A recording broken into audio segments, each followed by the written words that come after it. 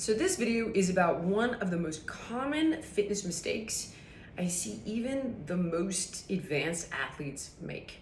So having said that, now you're probably not assuming it's good form or not working hard enough in the gym. It's actually a lack of recovery. Recovery is an essential component to your fitness regimen that must be considered and programmed, okay? But let's talk about this for a second. So previously, maybe not even previously, even currently, there are many fitness trends that advocate the more is more concept, right? This kind of gonzo concept of go hard, go often, go crazy, how much can you take? And this is how we get the best gains. But, we now know that's not just ineffective, it's irresponsible. It leads to injuries, right? And if you don't get injured, you're dramatically slowing your progress because you're overworked, so you're not going to be performing your best as often as you could be, which will compromise your results. So that's our best case scenario of overtraining. Now, a lot of fitness gurus no longer like this concept of overtraining. They think that, when you tell somebody they could be overtraining, they're afraid to work hard in the gym. So now they call it under-recovering. I'm not afraid of saying don't overtrain either. To me, overtraining means you're working out above your ability. If I tried to squat 250 pounds right now, that'd be overtraining for me. I'm over the limit of what I'm physically capable of. Bad idea.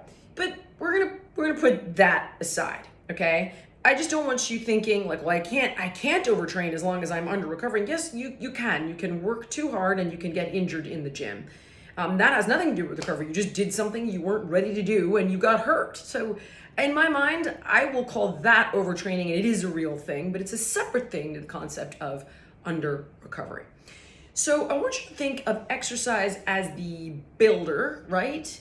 The architect, if you will, and recovery as the construction crew.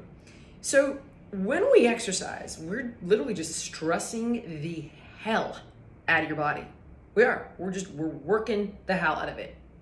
And what happens is your body has a stress adaptation response. So your body's like, whoa, I beat the hell out of my muscles. My cardiopulmonary system was taxed. Man, I gotta adapt to all of this demand put upon me. And a perfect example would be you start lifting weights, right? And maybe you get a blister. Well, you continue lifting weights. What happens? Your body adapts and you get a callus. That's a stress adaptation response. So when we train, we're stressing the body. We need to build time now for the body to go in and heal, to do its work and to recover. If we stress the body and then we stress it again and again and again and again, there's a lot of negative side effects to that. Some can be really dangerous, something called rhabdo, which is so dangerous you don't even want to know. It's potentially life-threatening. You don't really need to worry about that unless you're like a crazy extreme athlete.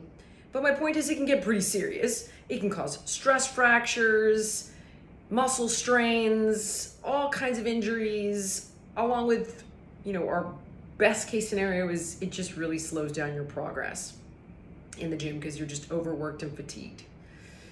Bottom line is it's not good. So how do you then work recovery, the concept of recovery, effectively? Well, there's two different ways to recover. One is inactive, right? Rest. And the other is active recovery. So I'll get to that in a second. So, okay, how do we program rest? Well, if you've ever done any one of my workouts, you may notice a couple of things. There's always at least one off day a week, usually two. And if there aren't two, one of those rest days would be an active recovery day, which I'll get to in a second. But rest, I take at least one full day off, usually two, and sometimes even 3 days off a week, right? Depending upon what your goal is. If your goal is weight loss, I'm programming more active recovery so we can get the calorie burn, but allow the muscles to rest. And again, I'll describe active recovery in a second. Okay. And I also program resting recovery with muscle splits. So basically what that means is I design my workouts for people based on grouping certain muscles together with the same function. So personally, based on everything I've seen and everything I've read, and by the way, bodybuilders might have a completely different concept, and I'm sure they do.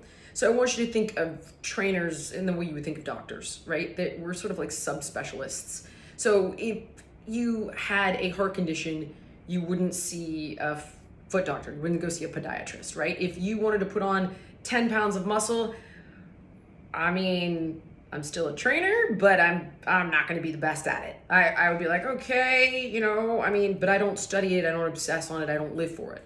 Whereas conversely, I'm the kind of person that's really good at weight loss. That's what I do. It's my specialty. I think I'm top of the top at this, great at it. And overall athleticism and fitness, slimming you down, that's what I do. If it was sports specific performance, getting an athlete ready for the NBA, like I'm not your girl. If it's packing on muscle, I'm not your girl. So when it comes to resting and recovery, each coach will have a different program for their athlete based on what that athlete is doing and what their goal is. But for me, my goal is get people fit, right? I'm not trying to pack on muscle. So I'm looking at, all right, I want to train each muscle group really intensely. Just beat the hell out of it, right? Not over your ability, but really tax the hell out of you, because we see that that's how we're getting that really fantastic stress adaptation responses, by putting the work in, taxing the body. But I don't want to do it more than twice a week, because everything I've experienced, everything I've read, everything I do with myself is like 2 times a week is enough. Over that, potentially too much. Okay? Now, if I train muscle groups on Monday, I don't want to train them again for 2 days. I want them to rest for at least 2 days, but I still want to work out. Well, this is where muscle splits come into play, right? So muscles that have the same function can train on the same day. So push muscles, like for example, chest, shoulders, and triceps are involved in a push-up. So I don't want to do shoulders on Tuesday if I've done chest on Monday, because I'll be training shoulders 2 days in a row and they don't get rest.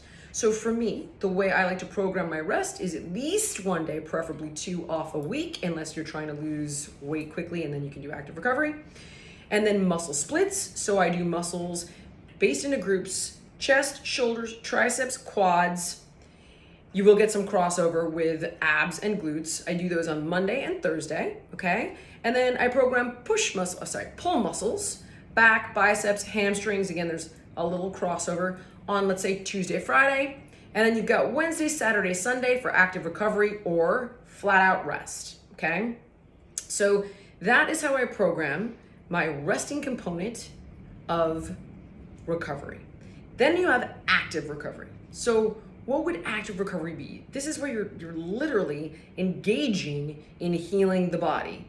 There are several different ways of going about this. I mean, you've seen compression sleeves, ice baths, infrared saunas, myofascial release, foam rolling, massage guns.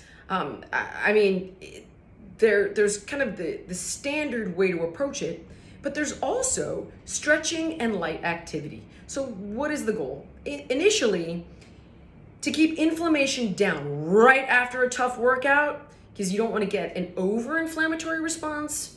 There's compression and there's ice baths. I'm not a pro athlete. I'm not engaging in that. I don't really recommend that for kind of the average bear. For weight loss and the way that I train people, you don't need the ice baths, and you don't need the compression if you're training, lose weight and to get fit. If you're, a pro NFL quarterback, yeah, you want to make sure you've got an ice bath and all, that's a whole different ballgame, right? So when you see that, this is where I would say, look, I would defer to a pro coach for an athlete, but the average bear does not need to sit in an ice bath. You can if you want, but you don't need to. And by the way, the ice is really only right after you train. Just like you get an injury, you go to ice it, right? So then the next thing is, all right, the next day you wake up and you have something called delayed onset muscle soreness. So essentially, we have these little micro tears that are created in the muscles from training, and your body has an inflammatory response, right? And is sending in new cells to rebuild, heal, repair, nutrients, oxygen, get the body moving, right? Get it up running, heal it, fix it, get it back out on the road. So the last thing you want to do is hit those micro tears again with another workout. You want them to recover, right? So what can you do to improve that? Well, you can get out and do some light cardio, like biking, walking, hiking, really low intensity, low impact cardiovascular activity.